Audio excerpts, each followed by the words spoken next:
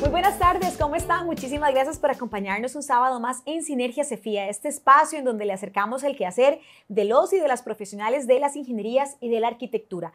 Como ustedes pudieron ver en nuestras redes sociales, y no solamente ahí, sino que a lo largo de muchos años, acá en el Colegio Federado de Ingenieros y de Arquitectos, hemos estado muy preocupados por la situación del agua y por distintas aristas que tiene que ver el tema. Hablamos desde el tema de salud, el tema de bienestar, desde luego el tema de nuevos proyectos, y por eso es que en el CEFIA se hacen grandes esfuerzos para analizar el tema, para dar criterios, pero sobre todo también para acercarle a ustedes que están en la casa y que nos acompañan, pues también algunos mensajes o consejos muy valiosos antes de tomar alguna decisión, precisamente para que el recurso no nos falte tanto, pero también para que puedan desde los gobiernos locales, el gobierno central, hacer algunas acciones que nos permitan tener muchísima mejor calidad de agua, pero sobre todo tenerla y poder seguir creciendo. Y para conversar sobre el tema está aquí con nosotros el ingeniero Guillermo Carazo, que es el director ejecutivo del CEFIA. Don Guillermo, ¿cómo está? Buenas tardes. Buenas tardes, Jessica. Buenas tardes a todos los que nos están viendo en televisión, en el programa. Un gusto estar aquí con ustedes. ¿Verdad que es un problema de tantas aristas, don Guillermo, que totalmente invade todo, nos afecta de todas las formas? Así es. Es triste porque Costa Rica es el sexto país que más llueve en el mundo. 3 estados son insulares de Oceanía y Colombia y Panamá son los únicos 2 países continentales en que llueve más que en Costa Rica. O sea que el recurso hídrico en Costa Rica no debería ser un tema, pero la mala planificación y la no ejecución en más de una década tiene a prácticamente todo el país con varios aspectos de agua mal planificados, principalmente por temas de AIA. En acueductos y alcantarillados, recordemos que dan el agua al 55% de la población aproximadamente. Hay un 30% de la población que recibe el agua de parte de las asadas, que son unos 1.800 acueductos independientes, pero al final también son administrados por AIA o dependen de alguna manera, digamos, administrativamente de la AIA. El resto del agua es básicamente los acueductos municipales y la empresa de servicios públicos de Heredia, que más o menos suman un 15%. Don Guillermo, cuando ustedes como profesionales de ingeniería y de arquitectura nos hablan de todo este tema de infraestructura, de diseño, ¿a qué se refieren un poco para quienes no somos profesionales en la materia y que necesitamos el servicio y que lo demandamos de distintas formas, que vamos a hablar ahora un poco, ¿verdad? No solamente desde el líquido que me llega a casa, sino también cuando voy a hacer un proyecto y necesito algunas condiciones de agua? ¿A qué se refieren ustedes con eso? ¿Cómo es esa infraestructura? ¿Qué debería pasar idóneamente para que podamos solucionar este problema? Principalmente el agua, como dijimos, llueve. Cuando llueve tenés 2 opciones, o está en ríos o se infiltra de una manera subterránea y puede eventualmente emerger como ojos de agua. Entonces, hace mucho tiempo se captaba el agua superficialmente. Estamos hablando de más de 30, 40, 50 años. Entonces, donde había un pueblo y había una quebrada o un río que pasaba a algunos metros arriba en la montaña, se hacían tomas de ese río y de esa agua se transportaba a la ciudad. Esas tuberías que uno veía antes. Exacto. Eso está muy sujeto a esa contaminación por naturales, porque hay un derrumbe y entonces se llena de tierra el agua y sale el agua con barro, o por minerales o por algún tipo de consumo. Por eso últimamente se ha usado más el tema de pozos. Se hace una perforación, se pone una bomba abajo en el pozo, se extrae el agua subterránea, el mismo suelo es un filtro, eso es lo que hace que mucha de esa agua ya salga prácticamente potable. Algunos casos, algunos pozos tienen algunos minerales, entonces así es como empieza el proceso, con el pozo, una bomba que extrae. Si el agua es potable, perfecto, si no, se ponen algunas maquinarias, por ejemplo, como para agregar cloro o para bajarle algún mineral que tenga más, hierro, por ejemplo. Entonces se le pone alguna máquina para bajar esa concentración. De ahí, de donde está el pozo, se hace una tubería que generalmente va a los tanques grandes, los famosos tanques muchas veces de AIA o tanques del acueducto. Esa tubería se llama conducción y esa conducción llega al tanque. De ese tanque salen las líneas de distribución. Entonces, esas tuberías que ya pasan teniendo previstas a cada una de las calles se llaman las líneas de distribución. ¿Qué es lo que no hemos hecho como país? El tema de los pozos, las conducciones y los tanques. necesitamos el conjunto de las tres cosas. A veces hay un pozo, pero el tanque es muy chiquitico, hay que ampliar el tanque. A veces hay un tanque que es muy grande, pero el pozo apenas le da, bajó el caudal del pozo y no llena el tanque. Entonces a veces hay que hacer otro pozo que lleve una tubería también a ese tanque. ¿Hemos fallado en la planificación y en la ejecución de esas obras? Sí, y eso es algo que vemos tanto en la GAM como fuera de la GAM. La GAM es la única zona de la gran área metropolitana de San José, es la única zona que necesita agua más allá de su contorno. Por eso en el 2000, a principios de este siglo, se hizo una tubería que es de Orosi, que venía del Valle de Orosi, transportando agua bombeada al Valle Central. Es la única obra de ese tipo que hemos hecho nosotros. Muchas ciudades grandes, Nueva York, Londres, esto es normal, traer agua de un valle o de un depósito cercano hacia la ciudad, sobre todo cuando tenemos mucha población.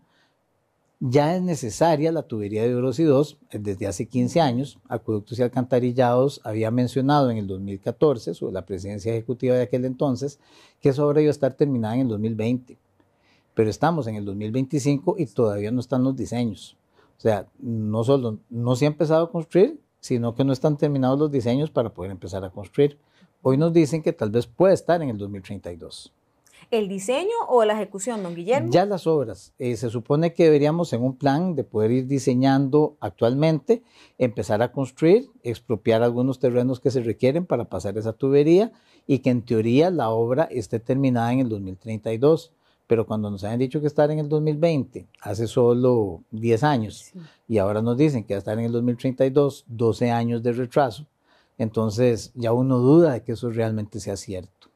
Don Guillermo, ya se nos habla y que ha sido muy valioso así tan didácticamente, ¿verdad? Para que podamos comprender cuál es ese proceso, porque pues a la mayoría entendemos que nos llega a la casa y nos angustiamos cuando no la tenemos. Pero además de toda esta planificación, de esa situación, por ejemplo, de que el pozo ya su capacidad no es la misma, habrá que hacer una perforación nueva ¿verdad? O tomar otra decisión además de eso, el mantenimiento, ¿cómo ha sido, don Guillermo? Porque todo esto requiere mantenimiento. Yo creo que fue el año pasado o el anterior, que específicamente zonas de la GAM tuvimos la problemática de la contaminación y entonces aquí es donde uno se pregunta también, ¿ha faltado también ese mantenimiento? Si quizá en obras viales lo hemos visto, también pasa debajo del suelo con el agua. Es totalmente cierto. Hemos dejado muchas tuberías, ya tienen muchos años, ya es necesario cambiarlas. Se tienen incluso fugas.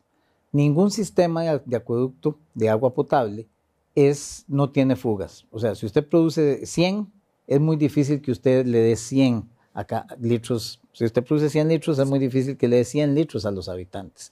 Algo se debe perder de camino en fugas, por huecos de alguna fuga en una tubería, un hueco, precisamente lo que estábamos diciendo, que tal vez ya es vieja y puede tener en los empaques y en las uniones algún tipo de fugas. Lo que pasa es que, por ejemplo, acueductos y alcantarillados, la pérdida es de más del 50%. O sea, de toda la potable, ¿verdad, don Guillermo? De toda agua potable. Se produce 100 y 49 es la que se vende. De esos 51 que no se venden, no todo es pérdida de fuga. A veces hay conexiones ilícitas, gente que está conectada ilegalmente. A veces hay urbanizaciones informales, los asentamientos informales. Acueductos está obligado a darles el agua y no se factura. Entonces, no todo es que sean pérdidas de la tubería, también hay un tema ahí social que también es importante resolver. Ellos asumen que un 18% de ese 50%, un 18% sí son tuberías malas que hay que arreglar. Eso es lo que ellos llaman como el programa del registro de aguas no contabilizadas, el RANC. La idea de ese sistema es tratar de encontrar dónde son las zonas de mayor fugas, hacer una inversión para que esa fuga no se dé. Y si el costo de arreglar esa fuga por metro cúbico es más barato que el costo por metro cúbico de hacer un pozo nuevo, es rentable estar arreglando esas tuberías. Y ese programa se está ejecutando y la idea de generar un poco de caudal es disminuir el problema de racionamiento en las zonas donde hay racionamientos de agua por faltantes de agua. En una reunión que tuvimos hace poco con acueductos, vimos que ya ahí se han rescatado unos 3 millones de litros diarios y eso está ayudando a atenuar zonas como la de Atillo para minimizar el impacto de los racionamientos que ellos tienen. Ayuda también mucho en este caso que este verano prácticamente llovía al menos un día de cada semana. Eso ayuda también a que el agua falte menos en esas zonas como Atillo. Don Guillermo, y ya usted entra aquí al tema de razonamiento y voy a empezar por ahí para que después nos devolvamos al tema específicamente de construcción, ¿verdad? Don Guillermo, nos hacemos como ciudadanos la gran pregunta de por qué, además con el dato que usted nos termina de dar aquí, que si lo vemos somos el tercer país donde más llueve, ¿por qué es que nos falta tanto el agua? Cuando usted, ¿verdad?, nos explica este montón de fugas, hay un dolor grandísimo de parte de nosotros como ciudadanos. Y yo recuerdo en el pasado que, por ejemplo, en zona rural siempre nos decían, tranquilo, aquí nunca les va a faltar el agua, porque aquí tenemos el río, aquí siempre hay agua. Conforme los años pasaron, hubo proyectos en Guanacaste que no se pudieron completar, para hablar de una zona muy específica, y esa problemática se fue magnificando al resto del país. ¿Cómo vamos a solucionar ese problema, don Guillermo? Digamos, y en esos acercamientos, aprovecho aquí también para que usted pueda ampliarnos esto, ¿cómo se puede solucionar? Y esos acercamientos que hace el CEFIA no solamente en pro de nuestro sector, sino de al final nosotros como ciudadanos, que es lo más valioso. El agua no es un problema que uno pueda resolver a un nivel país, hay que resolverlo para cada zona. Entonces, de forma específica. En forma específica, okay, porque es muy difícil hacer un pozo en la GAM y de ahí llevar agua a Guanacaste. O sea, no es como la electricidad, que uno puede hacer una planta en Arenal y llevar electricidad a todo el país. Así no funciona el tema del agua potable. Entonces, por ejemplo, en la GAM, la solución que ya debería estar lista, que es Orosi 2, no está. Sí. Y eso lo que nos lleva es entonces, bueno, ¿qué hacemos mientras tanto? Entonces hay una serie de pozos que se pueden ir perforando para generar agua, mejoras en los tanques, como hablábamos al inicio, y en ese sentido hay unos 20 proyectos. En la administración Alvarado, se habló de una lista de 20 proyectos que iban a estar listos durante la administración Alvarado. Estuvo lista la mitad. La otra mitad la hemos hecho en estos o se ha hecho en acueductos y alcantarillados en estos 2 o 3 años, pero nuevamente estamos al límite. Entonces hubo que sacar una nueva lista de proyectos. La necesidad creció, don Guillermo, la población también creció, migramos más personas de zona rural aquí, entonces quedamos casi a tablas, por decirlo así. Por eso es que tenemos zonas donde hay racionamiento de agua y por eso escuchamos de un requisito que se requiere para sacar un permiso de construcción, que es una disponibilidad de agua, que últimamente Acueductos no le está dando en toda la gama.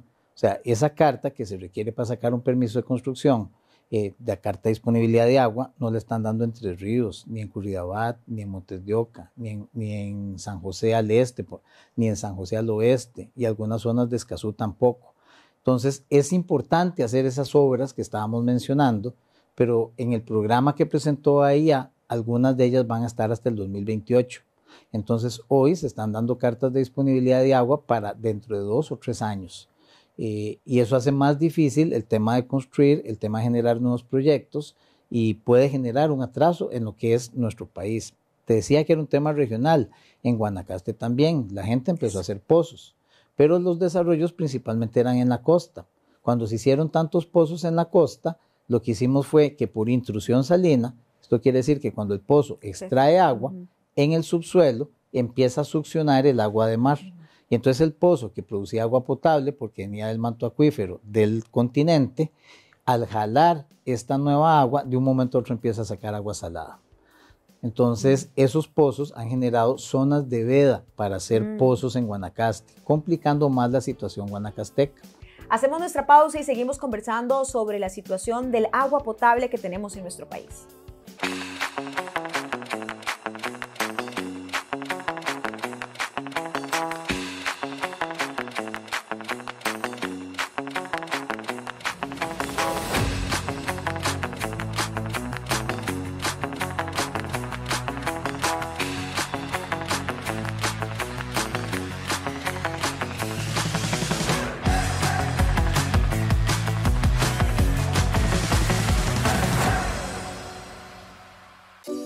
Jornadas Técnicas CEFIA 2025. La realidad de las problemáticas nacionales explicada y analizada por expertos.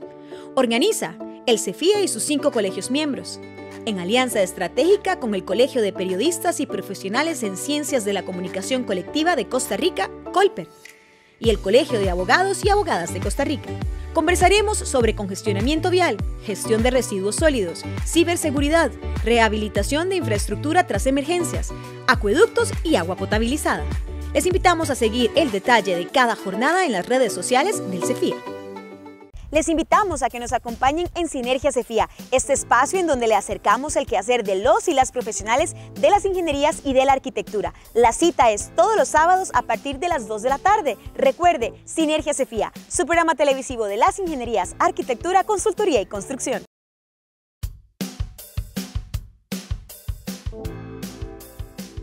Don Guillermo, y este faltante de agua en las zonas rurales como Guanacaste, y usted me contará si en Punta Arenas, si pasa en Limón, verá si se ha extendido más, era una previsión, era algo que quizá hace algunos años, usted que tiene mucha experiencia en esto y también desde Cefía, pensaban que podía salirse este problema de la GAM y llegar hasta allá, o llegó antes de lo esperado, o nunca debió llegar esta problemática a zonas rurales. No es algo que llegue sin esperarse, ni es algo que llegue a sorpresa.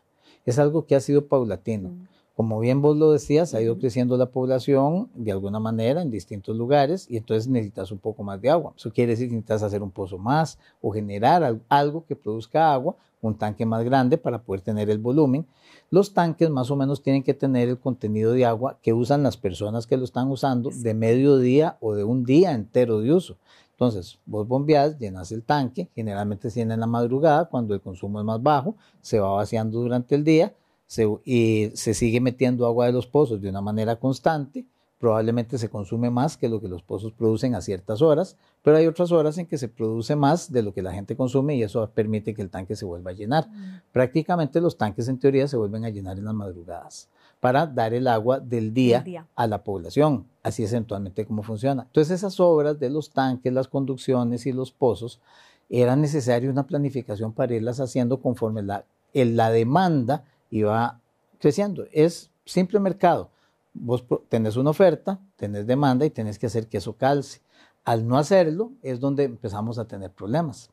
Pero era necesario también ese desarrollo, don Guillermo, y era aquí donde le quería también preguntar, y perdón que lo interrumpa, es que el agua está asociada a tantos elementos y uno de ellos es el empleo, el crecimiento. En zonas como en Guanacaste, pues es uno de los destinos turísticos que mejor calidad de vida le permite a los habitantes a través de los empleos. ¿Qué grave sería o qué grave está haciendo que grandes proyectos no puedan recibir esos avales, don Guillermo? Ya esos rechazos también ahí están existiendo y hablando así a grandes proyectos, y no es que jamás vamos a minimizar una vivienda. Claro que queremos calidad de vida para todos, pero también cuando hay proyectos tan grandes en donde sabemos que va a haber una mejor calidad de vida para provincias o regiones cuyos índices de pobreza son muy importantes, ahí hay una situación muy importante también que atender. ¿Está pasando también, don Guillermo, a ese nivel? Tristemente está pasando y podemos decirlo a muchos niveles. A nosotros como Colegio Federado de Ingenieros y Arquitectos nos preocupan todas las situaciones en todas las regiones del país. Como bien lo decías, es un tema de empleo.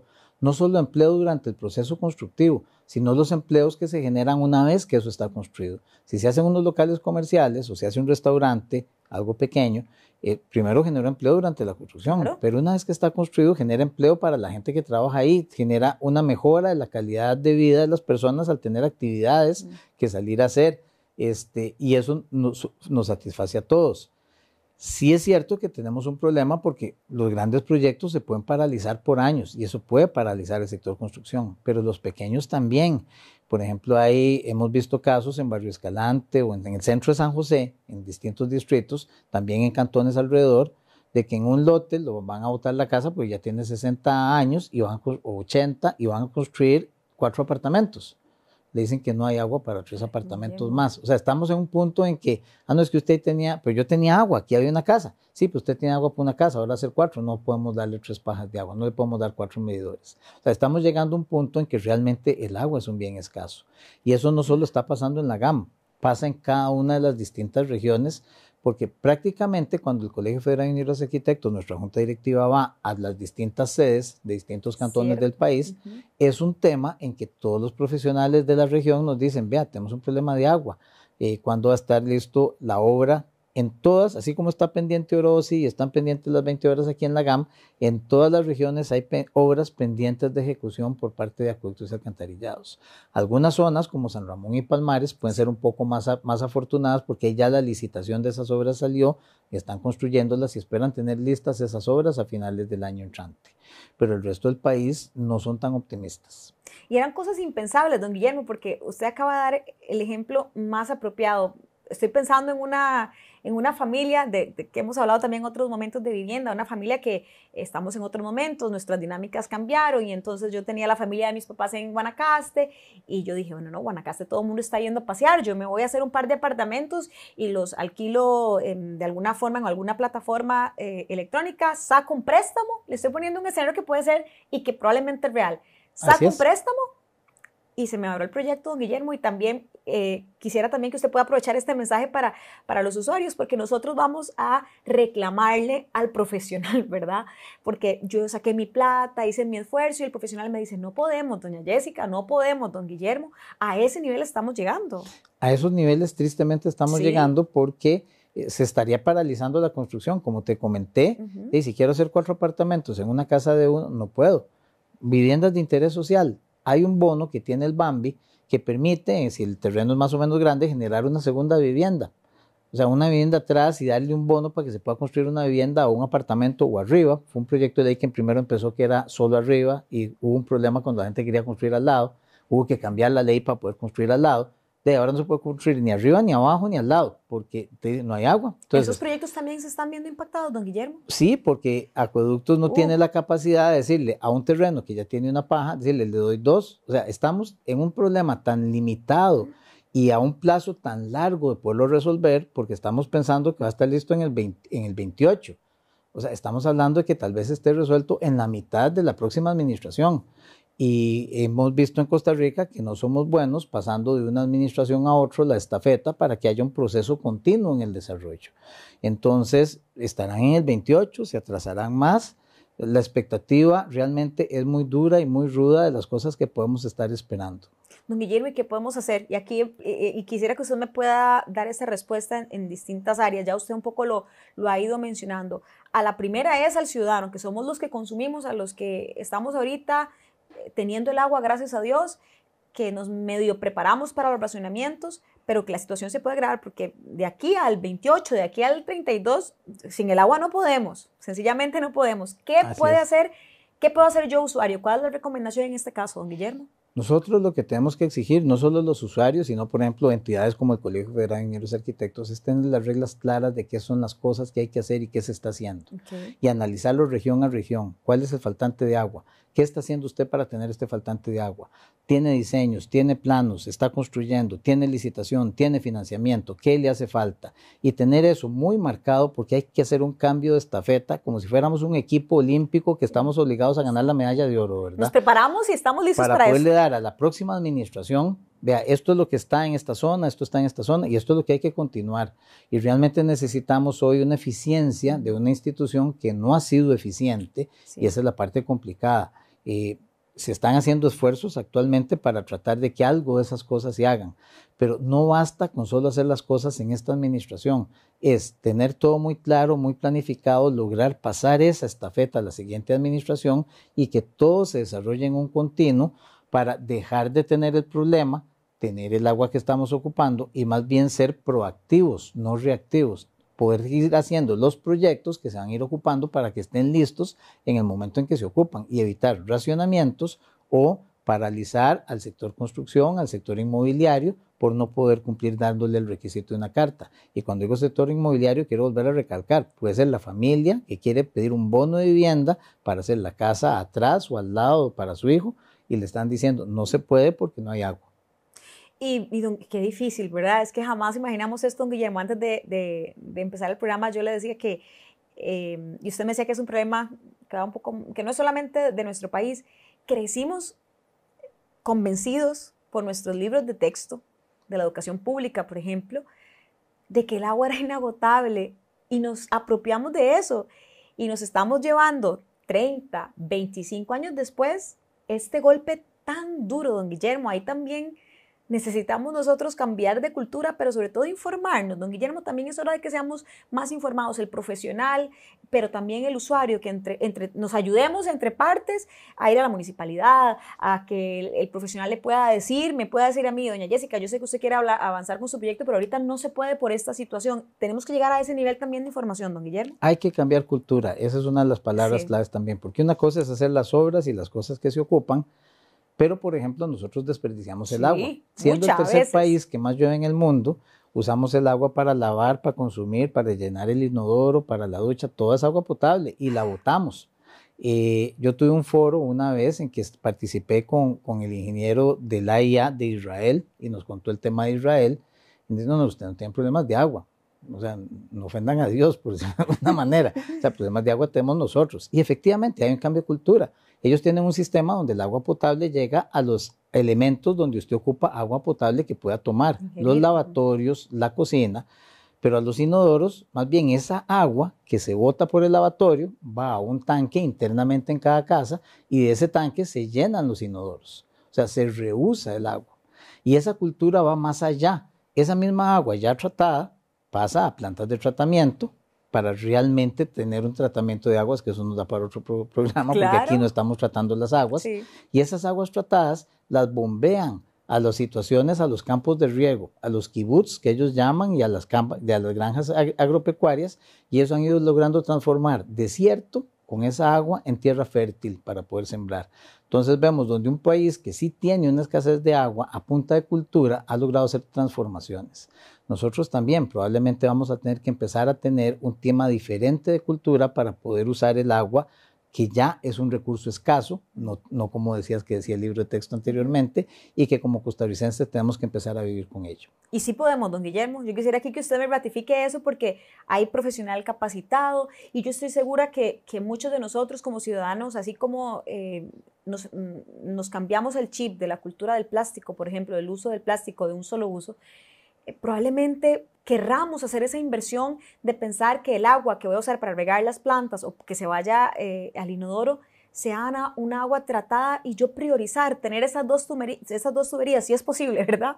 Es posible hacer eso y muchas cosas más. Por ejemplo, en el Colegio Federado de Ingenieros y Arquitectos movemos mucho también el programa Bandera Azul de construcción sostenible. Y hemos estado hablando con acueductos y alcantarillados que esos proyectos hacen una economía del 20% del agua mínimo para poder tenerla. Tienen que tener sistemas como inodoros que consumen menos, grifos que consumen menos. Todo eso se mide y se puede llegar a mostrar si consume un 20% menos. Esos números acueductos tienen que saber que así es la vida ahora. También tiene que cambiar ese chip, porque eso afecta el tema de la matriz hídrica de la institución para efectos de racionamientos y para efectos de disponibilidad de agua. Don Guillermo, ya llegando al cierre del programa, yo quisiera que usted pueda darle un mensaje a los usuarios, a los profesionales y también a las autoridades respecto de esto. El CEFIA de verdad tiene una preocupación y no es reciente, viene de hace mucho. No quisiéramos, ¿verdad?, entrar en proyectos parados, pese a que ya tenemos algunos. No quisiéramos entrar en una situación de esas, tampoco quisiéramos tener problemas de salud y queremos crecer. Aquí yo estoy segura que no hay un solo habitante de nuestro país que no esté en pro del bienestar de nosotros mismos como ciudad, como comunidad, como ciudadanos. Entonces, ¿qué mensaje le da usted desde el CEFIA a todos nosotros, a los que activamente podemos hacer algo, a los que necesitamos un poquito de esa energía para empezar a demandar, y también de esto, de las acciones que se hace desde el Colegio Federado de Ingenieros y Arquitectos? Yo te diría que tendríamos dos mensajes. Uno, a las autoridades de las instituciones que producen el agua potable, que la distribuyen, que es realmente planificar y ejecutar, y que cuenten con el apoyo del Colegio Federado de Ingenieros y Arquitectos para las cosas que podamos eventualmente apoyarlos, porque realmente necesitamos que esas obras se planifiquen bien, se ejecuten y se realicen y se construyan para poder tener ese recurso. También en el corto plazo, entre todo lo que hemos hablado, instar a la construcción sostenible. El hecho de que las construcciones que estemos haciendo ahora puedan tener, no necesariamente porque tengan la bandera azul de construcción sostenible del CEFIA, pero que estén diseñadas para generar un ahorro en el consumo de agua. Si todos juntos haciendo esas construcciones vamos haciendo que ese consumo de agua se dé, y si hacemos una remodelación, hacemos que ese ahorro de consumo de agua también se dé, vamos a salir beneficiados todos al final. Don Guillermo, muchísimas gracias por habernos acompañado y de verdad que nos nos hemos puesto a pensar del valor del agua, del valor de nuestros profesionales, pero también del valor de que entre todos, con un poquito de esfuerzo, podríamos hacer grandes cambios en nuestro país con tanta agua que tenemos. Así es, muchas gracias. Muchísimas gracias a usted, don Guillermo, y gracias a ustedes por habernos acompañado este sábado en Sinergia Cefía. Nuestra cita es dentro de 8 días.